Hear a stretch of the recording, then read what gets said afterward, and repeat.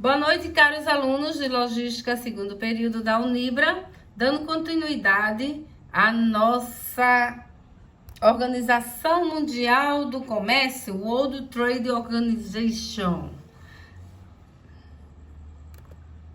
A Organização Mundial do Comércio iniciou suas atividades em 1º de janeiro de 1995 e, desde então, tem atuado como a principal instância para administrar o sistema multilateral de comércio. A organização lida com a regulamentação do comércio entre seus países membros. Países membros são aqueles países que estão inscritos na Organização Mundial do Comércio. Fornece uma estrutura para a negociação e formalização de acordos comerciais e um processo de resolução de conflitos que visa reforçar a adesão dos participantes aos acordos da OMC, que são assinados pelos representantes dos governos dos Estados-membros e ratificados pelos parlamentos nacionais. Parlamentos nacionais, a nível de Brasil, são a Câmara dos Deputados Federais e o Senado Nacional. Entra como uma nova norma e aí eles ratificam o que foi acordado pela Organização Mundial do Comércio e o Brasil. A Organização Mundial do Comércio tem como objetivos estabelecer um marco institucional comum para regular as relações comerciais entre os diversos membros que o compõem. Estabelecer um mecanismo de solução pacífica das controvérsias comerciais, tendo como base os acordos comerciais atualmente em vigor.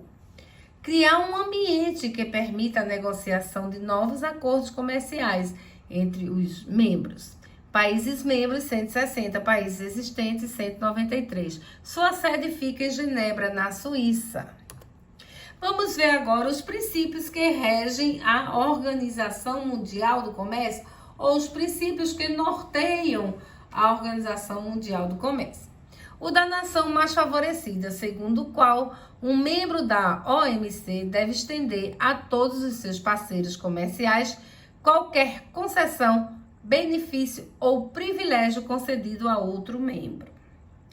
O do tratamento nacional, pelo qual um produto ou serviço importado deve receber o mesmo tratamento que o produto ou serviço similar quando entra no território do país membro importador.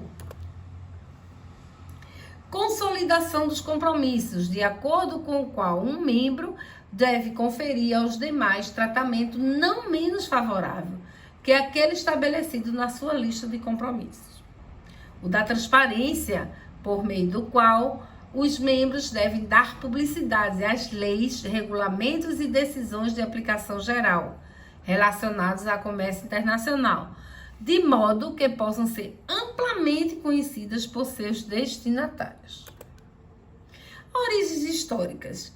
As origens da OMC remontam à assinatura do Acordo Geral sobre Tarifas e Comércio, chamado de GATT, em 1947, mecanismo que foi responsável entre os anos de 1948 a 1994 pela criação e gerenciamento das regras do sistema multilateral do comércio, ou seja, o comércio exterior, ou seja, o comércio internacional.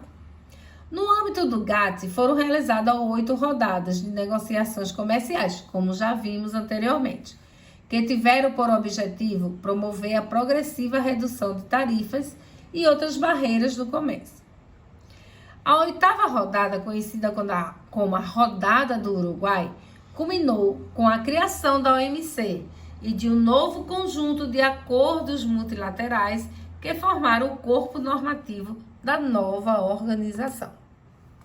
Após uma série de negociações frustradas na Rodada do Uruguai, foi criada a OMC, de caráter permanente, substituindo o GATT. Importante ressaltar que qualquer um dos seus membros pode nela se retirar, após o transcurso de 6 meses da sua comunicação, através da correspondência encaminhada ao diretor-geral da organização.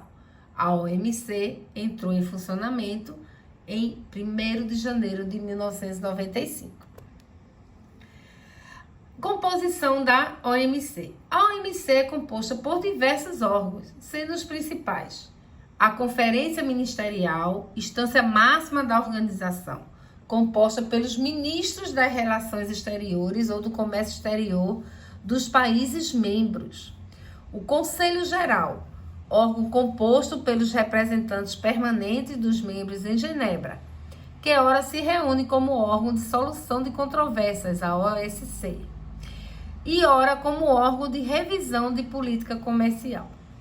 O Conselho para o Comércio de Bens, o Conselho para o Comércio de Serviços, o Conselho para os aspectos dos direitos de propriedade intelectual relacionados ao comércio. Os diversos comitês, entre eles os comitês de acesso a mercados agrícolas e de subsídios, entre outros. E o secretariado, que tem por função apoiar as atividades da organização e é composto por cerca de 700 funcionários, dirigido por um diretor-geral da OMC, que equivale a um presidente de uma instituição. Até o presente momento já foram realizadas 9 conferências ministerial da OMC, sendo elas Singapura, Genebra, Salt, Doha, Cancún, Hong Kong, Genebra de novo, Bali e Nairobi, em 2015. Especialmente relevante entre estas foi a Conferência Ministerial de Doha, que estabeleceu um mandato para o lançamento da rodada de Doha, primeira rodada negociadora realizada no âmbito da OMC, ainda em curso. Atualmente, o diretor-geral é o brasileiro Roberto Carvalho de Azevedo. Isso foi até o ano passado, certo? Vou atualizar esses dados para vocês durante a aula, ok? Sede da OMC em Genebra. País membro da OMC. Em verde são todos os países membros. Em azul são os países membros representados em conjunto pela União Europeia, que é a Europa.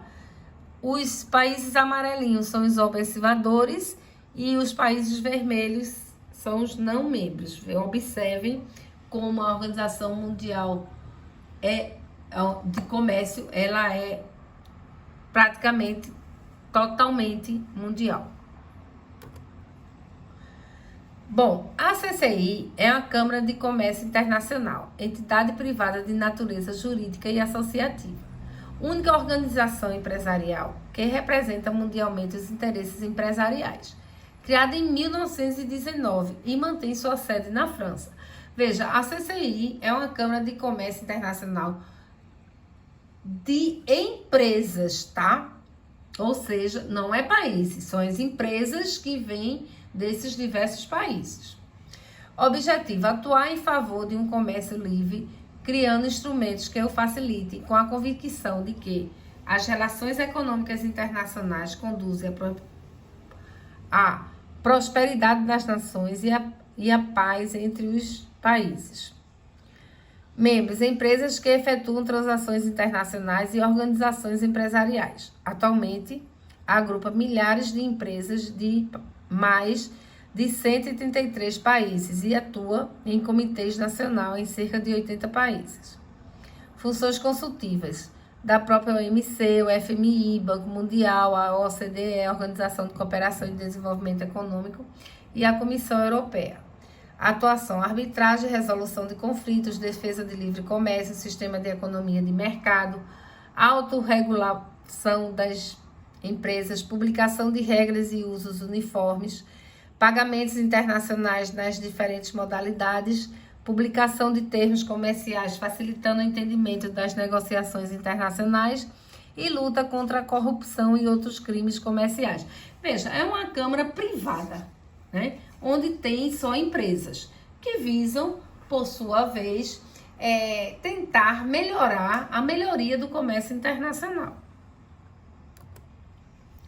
Um caso recente de arbitragem, não tão recente, assim, de alguns anos, foi entre a empresa do Brasil e a empresa francesa. A discussão era envolvendo o grupo varejista francês Cassino, dos hipermercados Carrefour, e Abílio Diniz, presidente do Conselho de Administração do Grupo Pão de Açúcar.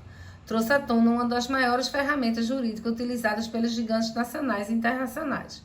O Cassino entrou com um pedido de arbitragem internacional contra a família Diniz, com quem divide o controle do Pão de Açúcar, em meio a especulações de que O presidente do conselho do maior varejista do Brasil tem abordado o Carrefour para discutir uma possível fusão. O francês fez o pedido de arbitragem junto à Câmara de Comércio Internacional contra o Diniz. As decisões são sigilosas, não envolvem o judiciário e com pouco tempo é dada a decisão. Para valer no Brasil, a decisão deve ser homologada pelo STF. Quando efetivamente existe uma discussão, são escolhidos 3 árbitros, um de cada parte, e o terceiro árbitro é escolhido em comum acordo pelos 2 primeiros e atuará como presidente. O custo de uma arbitragem é relevante maior se comparado ao montante gasto na justiça comum. Isso porque os árbitros cobram valores similares a honorários advocatícios, ou seja, numa ação de 35 milhões, por exemplo, as empresas desembolsam 200 mil para iniciar uma arbitragem, mas a rapidez, segundo os especialistas, compensa. Ficamos aqui com os processos de integração para a próxima aula. Obrigada e boa noite.